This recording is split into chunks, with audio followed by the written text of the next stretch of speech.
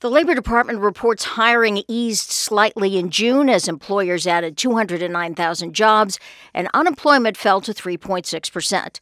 And the FDA has fully approved the first drug shown to slow the progression of Alzheimer's disease. Good morning, I'm Louise Schiavone with NPR News, and these are the top stories. The U.S. economy added 209,000 jobs in June, slightly lower than forecast by analysts. The Labor Department reports the nation's jobless rate fell to 3.6%. We get details from NPR's Scott Horsley. Employers continue to add jobs in healthcare, business services, and construction.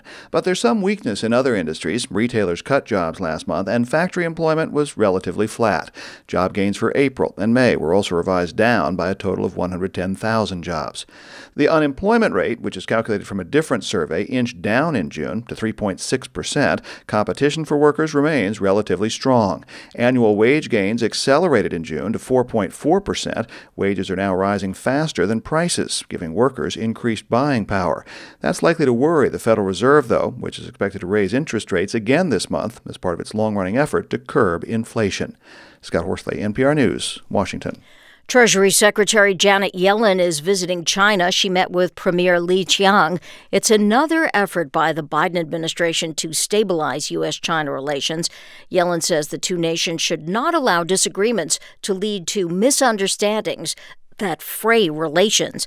Meeting with Premier Li, Yellen said the U.S. is seeking a competition with China that is healthy, not winner-take-all.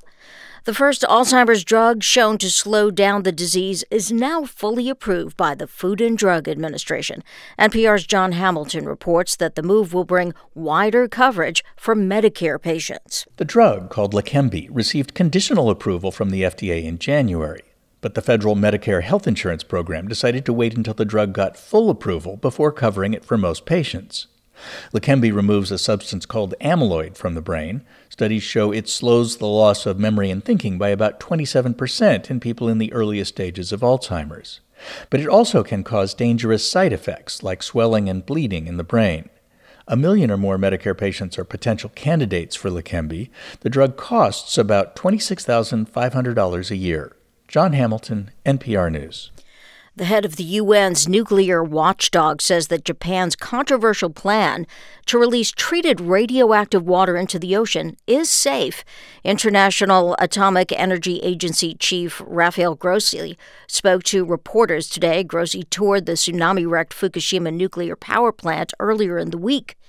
Grossi says the challenge now is to convince skeptics. Some people may never accept this or may always harbor suspicion, skepticism. This is logical, it's human nature. Japan plans to release the water sometime this summer. This is NPR News in Washington.